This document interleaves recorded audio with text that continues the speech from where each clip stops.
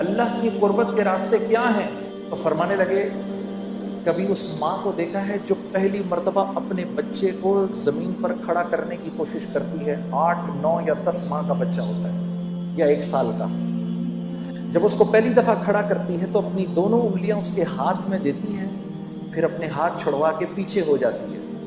اب بچہ ماں کی طرف بڑھنے کے لیے پہلا قدم اٹھانے لگتا ہے، ابھی پہلا قدم اٹھا نہیں سکتا، ماں فرتے جذبات میں دوڑ کر اس کو پھر گلے لگا لیتی ہے۔ جب بندہ اس بات کا عزم کرتا ہے میرے رب تو کتنا میرا کریم رب ہے، اب تک میں نے کتنا تجھ کو ناراض کیا، آج کے بعد یا اللہ میں تیرے حکموں کو نہیں توڑوں گا، میں پوری کوشش کروں گا کہ یا اللہ میں تیرے حکموں کو پورا کروں، کمی بیشی رہ جائے تو معاف کر دینا۔ جب وہ یہ ارادہ کرتا ہے تو اللہ رب العزت دوڑ کے آ کے اپنے اس بندے کو سینے سے لگا لیتے ہیں۔ ارادہ ملک کا بادشاہ، ملک کا حکمران ابھی اس بات کا ارادہ کرتا ہے، وہ جھوٹے منہ کہتا ہے، جھوٹے منہ میں اس ملک میں اللہ کے حکموں کو پورا کروں گا، اللہ کی مدد براہ راست اس کے ساتھ ہو جاتی ہے۔ جھوٹا ارادہ، اس کا کوئی ارادہ نہیں ہے۔ جب ہم کہتے ہیں نا حسبی اللہ، سوچے سمجھے بغیر ہم کہیں نا حسبی اللہ، بس اللہ میرے لیے کافی ہے، اللہ کافی ہو جاتا ہے۔ حسبی اللہ لا الہ الا هو علیہ توکلت وہو رب العرش العظیم۔ میرے دوستو یہ وہ دعا ہے جو دن میں اگر کوئی 7 مرتبہ شروع میں اور 7 مرتبہ شام میں اس دعا کو پڑھ لے پورے دن کے لیے، اور یہ وہ واحد دعا ہے جس کے بارے میں اللہ کے نبی نے فرمایا یہ میرا کوئی امتی اگر دھیان کے بغیر بھی پڑھے گا اللہ سارا دن اس کے ساتھ ہو جائیں گے۔ حسبی اللہ، میرا اللہ میرے ساتھ۔ کبھی اکیلے میں بیٹھنا، اللہ سے اپنے گناہوں کی معافی مانگ کے پھر تھوڑی دیر میں دل کو ایک تسکین ہوگی، 2 آنسو نکلیں گے، سمجھ جانا اللہ نے خوش ہو کے معاف کر دیا۔ پھر کہنا آنکھیں بند کر کے حسبی اللہ، پھر یاد کرنا کہ بھائی نے کہا تھا یہ بات، ساری دنیا کا مزہ ایک طرف، یہ جو 2 بول تم بولو گے حسبی اللہ، اللہ ایسا سکون دل میں دیں گے کہ تم کہو گے دنیا کی دولت بھی اس کے آگے ہی چلے۔ حسبی اللہ۔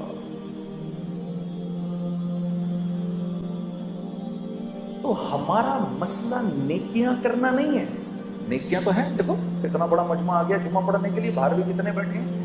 ہمارا مسئلہ نیکیاں کرنا نہیں ہے، ہمارا مسئلہ برائی سے بچنا ہے۔ برائی سے نہیں بچا جاتا۔ برائی سے بچنے کا کیا مطلب ہے؟ کیا گناہ نہیں ہوں گے؟ نہیں، گناہ ہوں گے۔ برائی سے متقی کون ہے؟ وہ جو گناہ نہیں کرتا؟ نہیں، متقی تو وہ ہے جو گناہ کرتا ہے فوراً معافی مانگ لیتا ہے، یہ متقی ہے۔ گناہ کیا معافی مانگ لو، اللہ مجھے معاف کر دے، معاف ہو گیا۔ پھر گناہ ہوا، یا اللہ مجھے معاف کر دے، پھر معاف ہو گیا، یا اللہ معاف کر دے۔ کرتے کرتے کرتے اللہ رب العزت ایک وقت آتا ہے، اللہ فرماتے ہیں میرے بندے چل دیکھتے ہیں کہ تو معافی مانگ کے تھکتا ہے یا ہم معاف کر کے تھکتے ہیں۔ تو معافی مانگ مانگ کے تھک جائے گا، ہم معاف کر کے نہیں تھکیں گے۔ یہ تو ہم اللہ کو پہچانتے نہیں۔ آپ دیکھو یہ اسکول میں تو سبھی گئے ہیں، 8 بجے کا ٹائم، بھائی 8 بجے اسکول میں جانا ہے، 8 بجے نہیں پہنچو گے تو کیا ہو جائے گا؟ گیٹ بند ہو جائے گا۔ اس کے بعد گھسنے دیں گے اندر؟ نہیں گھسنے دیں گے، چلو بھائی باہر نکلو ادھر سے، گھر جاؤ۔ اب ادھر مؤذن اذان دیتا ہے، اللہ اکبر اللہ اکبر، اس رب سے بڑا کوئی نہیں ہے، یہی سب سے بڑا ہے۔ اذان ہو گئی، اذان کے بعد اللہ رب العزت کا حکم آنا چاہیے تھا، چلو بھائی بند کرو، مسجد کو بند کرو، اب کوئی مسجد میں نہیں داخل ہوگا۔ تو مؤذن سے کہا رک جاؤ رک جاؤ، ابھی تو میرے بندوں نے اذان سنی ہے، انہیں 15-20 منٹ تو دو، ابھی میرے بندے کاموں میں لگے، ابھی آئیں گے، میرے بندے ابھی آئیں گے، مسجدوں کے دروازے کھول دو کیونکہ مسجد میری رحمت کی جگہ ہے، میرا گھر ہے، ابھی میرے بندے آئیں گے، کوئی بات نہیں اگر تھوڑی دیر ہو گئی تو ابھی تو یہ آئیں گے۔ 15-20 منٹ کے بعد نماز کھڑی ہوئی، اللہ اکبر قد قامت الصلاۃ قد قامت الصلاۃ، نماز کھڑی ہونے لگی ہے، نماز کھڑی ہونے لگی ہے۔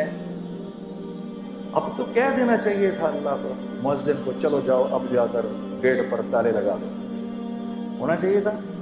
بھائی سمجھ میں آنے والی بات ہے نا، 8 بجے سکول بند ہو گیا، اب نہیں آ سکتا کوئی اندر، تو اللہ کو بھی تو، اللہ تو سکول سے بڑا ہی ہے، لیکن نہیں، تالے نہیں لگانا، کوئی بات نہیں، تمہاری نماز کھڑی ہوگی، پیچھے سے میرے بندے آ رہے ہیں، کھول کر رکھو۔ اتنے میں جناب بھائی پہنچے، اللہ اکبر، مولانا نے پڑھنا شروع کیا، الحمدللہ رب العالمین الرحمن الرحیم۔ بھائی پہنچ گئے، یا اللہ میں کیا کروں؟ چپ کر کے کھڑا ہو جائے اس کے پیچھے، یا اللہ میری تکبیر اولا مل جائے گی، مل گئی۔ رکوع کے اندر جانے لگے، رکوع میں چلے گئے، پیچھے سے دوسرے بھائی دوڑے ہوئے آئے، یا اللہ میں کیا کروں؟ چپ کر کے کھڑا ہو جا، یا اللہ میری نماز، چپ کر جا، کھڑا ہو جا، نماز مل گئی۔ 2 رکعت گزری، تیسرے بھائی آئے، یا اللہ کیا کروں؟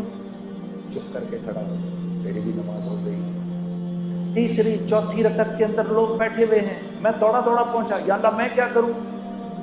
چپ کر کے کھڑا ہو جا، بیٹھ جا، اتحیات پڑھ لے، اور سلام پھیرنے کے بعد جتنی تمہاری رکعتیں رہ گئی ہیں کھڑی ہو کے پوری کر لو، میں نماز قبول کر لوں۔ اتنے میں یہ ایک بھائی بھاگے ہوئے آئے، جب سلام پھیرا، یا اللہ میری نماز رہ گئی۔ تو میرے نبی کا ارشاد ہے، کوئی نماز کے ارادے سے مسجد آئے اور اس کی جماعت چھٹ جائے، اللہ اس کو پوری جماعت کا اجر دیتا ہے۔ ایسا اللہ ہے میرا اللہ۔ شیطان کو 2 دفعہ اپنے آپ کو دھوکہ دینے مت دو، پہلی دفعہ اس نے دھوکہ دیا گناہ کرا کر، اب وہ دوسرا دھوکہ دے گا، توبہ کرنے کا کیا فائدہ ہے، تیری توبہ قبول تھوڑی ہونی ہے۔ اس کو بولو، اے بدبخت، جب تجھ کو اللہ نے نکالا تھا جنت سے، تو نے 10 دعائیں مانگی، اللہ نے ساری پوری کی، تو میں تو اس کا فرما بردار ہوں، میں تو کلمہ گو ہوں، اگر میں مان پڑوں گا تو میری نہیں مانے گا۔ میرے عزیز دوستو، جب آپ اپنے گناہ کی توبہ کرتے ہیں تو آپ کو پتہ ہے کیا ہوتا ہے؟ جب ہم توبہ کرتے ہیں، اللہ اس گناہ کو معاف کر کے نیکی میں بدل کے آخرت کا توشہ بنا دیتا ہے، اور آپ ایسے ہو جاتے ہیں جیسے آپ نے اس گناہ کو کیا ہی نہیں۔ یہ تو ہماری بدقسمتی ہے، ہم اپنے آپ کو اللہ سے دور کیا ہے۔